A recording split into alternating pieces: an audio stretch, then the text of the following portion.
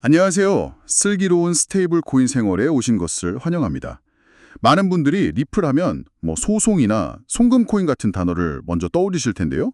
오늘 저희는 가격 차트나 뉴스 헤드라인 넘어 리플이 조용히 그리고 아주 거대하게 그리고 있는 큰 그림에 대해 이야기해 보려고 합니다. 오늘의 핵심은 코인 가격이 아니라 이들이 만들고 있는 비즈니스의 구조입니다. 맞죠? 네, 맞습니다. 오늘만큼은 리플을 그냥 코인 발행사로 보시면 안 됩니다. 그보다는 거대한 기관들의 돈이 흘러다니는 금융 운영 시스템, 일종의 OS를 만드는 회사다. 이런 관점에서 접근해야 해요. 최근 리플이 여러 회사를 공격적으로 인수하고 있는데 리플은 왜 이런 회사들을 인수할까? 라는 질문이 바로 오늘 이야기의 출발점입니다. 좋습니다. 그럼 본격적인 탐색에 앞서서 청취자분들이 길을 잃지 않도록 오늘의 핵심 결론을 등대처럼 먼저 딱 밝혀주실 수 있을까요? 물론입니다. 오늘 대화 전체를 관통하는 핵심 문장은 이겁니다.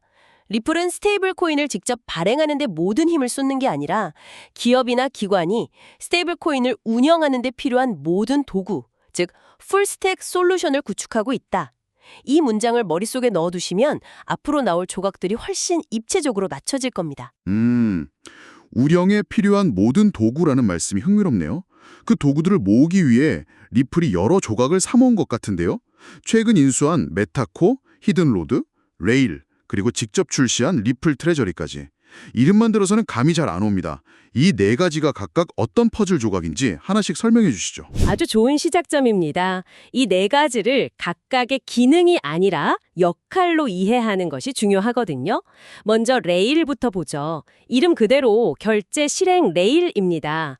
돈이 실제로 오고 가는 고속도로라고 생각하시면 가장 쉬워요. 특히 개인 간 소액 송금이 아니라 기업과 기업 간 B2B의 거액 스테이블 코인 결제를 위해 특수하게 설계된 산업용 도로인 거죠. 아, 그냥 도로가 아니라 기업용 고속도로군요. 그런데 고속도로만 있어서는 차가 다닐 수 없지 않습니까? 톨게이트도 있어야 하고 휴게소나 정비소도 필요할 텐데요. 정확한 지적입니다. 그래서 두 번째 조각인 히든로드가 필요합니다. 히든로드는 기관용 유동성 및 담보 허브 역할을 해요. 방금 말씀하신 고속도로의 아주 복잡한 금융 휴게소이자 종합 정비소라고 할 수 있죠. 기관들이 자산을 거래할 때 필연적으로 발생하는 담보 제공, 마진 관리, 거래 후 정산 및 청산 같은 복잡한 문제들을 전문적으로 처리하는 프라임 브로커리지 서비스입니다. 잠시만요. 프라임 브로커리지라는 말이 나왔는데, 이건 거의 월스트리트에서나 듣던 용어잖아요. 일반 투자자들이 쓰는 바이낸스나 업비트 같은 거래소와는 근본적으로 뭐가 다른 건가요? 기관들은 왜 이런 특별한 서비스가 필요한 거죠? 기관은 단순히 자산을 사고 파는 행위만 하지 않기 때문입니다. 그게 핵심이에요. 그들은 자산을 담보로 다른 자산을 빌리거나 레버리지를 일으키고 여러 포지션의 위험을 통합 관리하는 등 훨씬 복잡한 활동을 하거든요.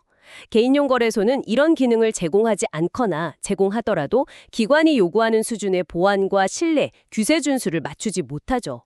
히든로드는 바로 그 기관들의 놀이터를 만들어주는 겁니다. 알겠습니다. 기관들의 복잡한 금융거래를 처리해주는 전문 허브, 이해했습니다. 그럼 세 번째 조각은 뭔가요? 세 번째는 메타코어입니다.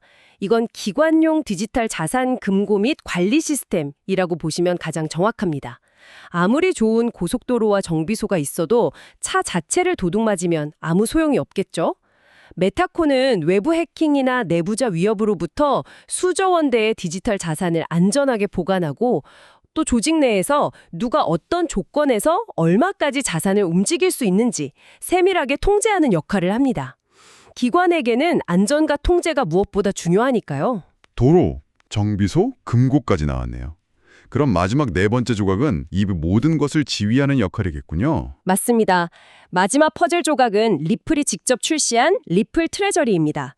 이 모든 인프라를 지휘하는 관제탑 또는 운영 콘솔이라고 할 수 있습니다.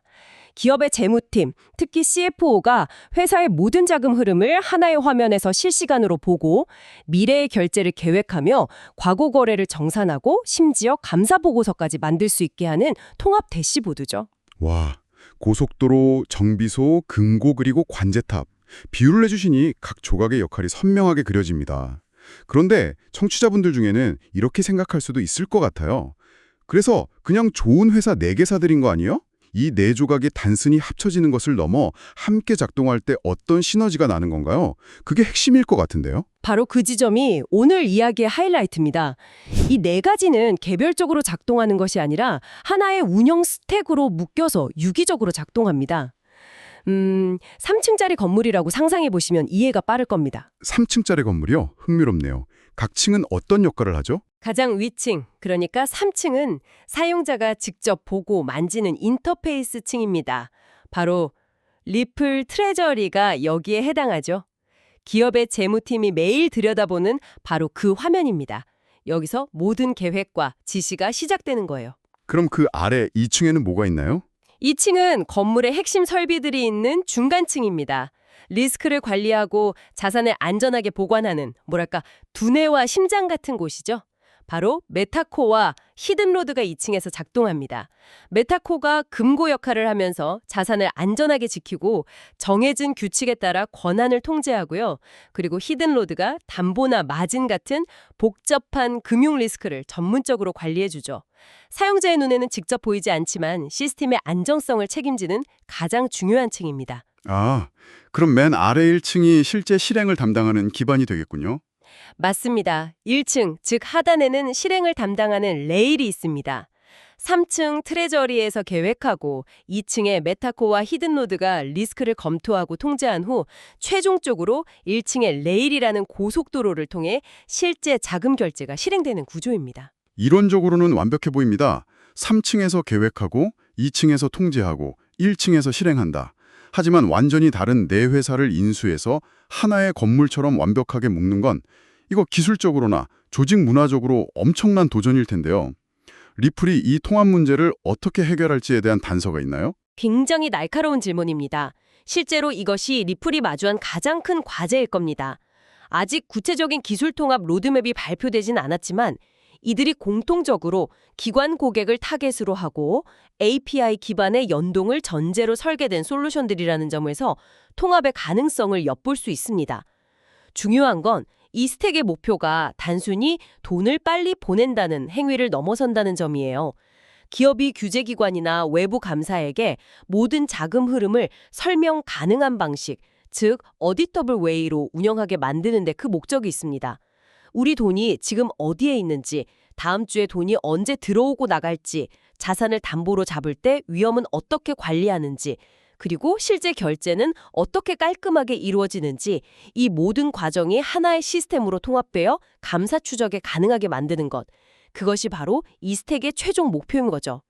개념은 알겠습니다. 그런데 실제로 이게 어떻게 작동하는지 구체적인 예시를 들어주시면 더 와닿을 것 같아요. 예를 들어 한 글로벌 기업의 재무팀 담당자가 이 시스템을 쓴다면 어떤 하루를 보내게 될까요? 좋습니다. 구체적인 시나리오를 그려보죠. 한 글로벌 IT 기업의 CFO가 있다고 가정해 봅시다. 이 CFO는 미국 본사에 있는데 베트남의 부품 공급업체와 인도의 개발사, 유럽의 마케팅 에이전시에 각각 다른 통화로 대금을 지불해야 합니다. 동시에 현재 회사 계좌에 잠자고 있는 유효 자금은 효율적으로 운영해서 추가 수익도 내고 싶어하는 아주 현실적인 상황이죠. 네, 아주 복잡하고 현실적인 상황이네요. 첫 번째 단계는 계획입니다. 이 CFO는 아침에 출근해서 커피를 한 잔 들고 트레저리, 즉 관제탑 화면을 엽니다. 거기서 이번 주에 베트남에 나가야 할 돈, 다음 주에 인도에 보낼 돈을 한눈에 보면서 결제 계획을 세우겠죠. 중요한 건 미국 달러 같은 법정 통화, 리플의 RLUSD 같은 스테이블 코인, 심지어 토큰화된 부동산 같은 디지털 자산까지 종류에 상관없이 모든 자금 현황이 하나의 화면에 통합되어 보인다는 점입니다. 더 이상 여러 은행 사이트를 전전할 필요가 없는 거죠. 자산의 종류에 구애받지 않고 전체 자금 흐름을 한 번에 파악하는 거군요. 마치 오케스트라 지휘자처럼요. 계획을 세운 다음에는요. 결제를 승인하면 두 번째 단계로 메타코, 금고가 즉시 작동합니다. 이때 메타코는 미리 설정된 회사 내부 통제 규정을 확인해요. 예를 들어 아시아 지역 결제는 김 부장만 10만 달러 한도 내에서 사전에 승인된 공급사 계정으로만 돈을 보낼 수 있다는 규칙이 있다면 그 규칙을 0.1%라도 벗어나는 거래는 원천적으로 차단합니다. 이를 통해 외부 해킹보다 무서운 내부 직원의 횡령이나 실수 같은 운영 리스크를 극적으로 줄일 수 있습니다. 통제와 보안이군요. 이건 CFO 입장에서 정말 안심되는 기능이겠네요. 그런데 아까 유슈 자금 운용도 하고 싶다고 했잖아요. 그건 어떻게 하죠? 바로 세 번째 단계, 히든 로드, 즉 담보 허브의 역할이 여기서 나옵니다. CFO가 트레저리 화면을 보니 당장 쓰지 않는 $10,000 상당의 스테이블 코인, RLUSD가 있어요. 마침 단기적으로 운영 자금이 필요해졌다면 히든 로드를 통해 이 RLUSD를 담보로 맡기고 다른 자금을 즉시 조달할 수 있습니다. 여기서 정말 중요한 포인트는 이건 개인 투자자들이 하는 코인 담보대출과는 차원이 다른 이야기라는 겁니다. 기관들이 수십 년간 해오던 전통적인 레포 거래나 담보부 자금 조달 방식을 디지털 자산으로 똑같이 할 수 있게 되는 거죠. 잠자던 자산이 일하게 만드는 겁니다. 아하, 단순 거래가 아니라 기관의 자금 조달 및 운영 방식 그 자체를 디지털 세계로 가져온 거군요.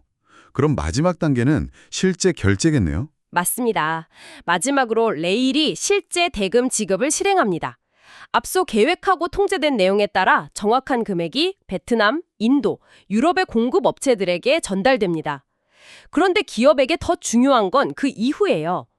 결제 후 영수증 처리, 국가별 세법에 맞춘 장부 기록, 계좌 대사 같은 복잡하고 번거로운 백오피스 업무가 이 네일 시스템 위에서 상당 부분 자동으로 처리된다는 점입니다. 이 자동화로 인한 비용 절감과 시간 단축이야말로 기업이 이 시스템을 도입하는 강력한 요인이 됩니다. 정말 모든 과정이 톱니바퀴처럼 맞물려 돌아가네요. 이 모든 과정을 한 문장으로 다시 요약해드리겠습니다. 트레저리가 계획하고 메타코가 총재하고 히든로드가 담보를 붙여 자본 효율을 높이고 레일이 실행하고 정산한다. 이 문장 하나에 리플이 그리는 기관 금융의 미래가 담겨 있습니다. 방금 시나리오에서 히든로드의 담보 운영 기능이 특히 흥미롭습니다. 계속 강조하시는 걸 보니 이 부분이 단순 결제보다 더 핵심적인 부분인 것 같다는 생각이 드는데요. 왜 기관 투자자들에게 이 기능이 그렇게 중요한 건가요? 바로 그 점을 이해하는 것이 리플의 전략을 꿰뚫어보는 열쇠입니다. 개인 투자자들은 보통 전송 속도가 얼마나 빠른가나 수수료가 얼마나 싼가 같은 결제 기능에 집중하잖아요. 하지만 수조 원을 굴리는 기관들은 전혀 다른 우선순위를 가집니다. 기관들은 뭘 더 중요하게 보나요? 그들은 결제 이전에 담보 관리와 자본 효율성을 훨씬 더 중요하게 생각합니다. 예를 들어 A라는 자산과 B라는 자산을 따로 담보로 잡는 게 아니라 두 자산을 묶어서 담보 효율을 극대화하는 교차 마진 기능이나 거래가 끝난 뒤에 안전하게 정산을 마무리하는 클리어링 같은 이런 포스트 트레이드 과정이 제대로 갖춰져 있는지를 먼저 봅니다. 이런 인프라가 없으면 기관은 아예 그 시장에 진입조차 하지 않아요. 안전과 효율이 속도보다 선행하는 거죠. 잠시만요. 교차 마진이라는 게 정확히 어떤 이점을 주는 건지 조금만 더 쉽게 설명해 주실 수 있을까요? 저희 청취자분들 중에는 금융 전문가가 아닌 분들도 많으실 테니까요. 좋은 질문입니다.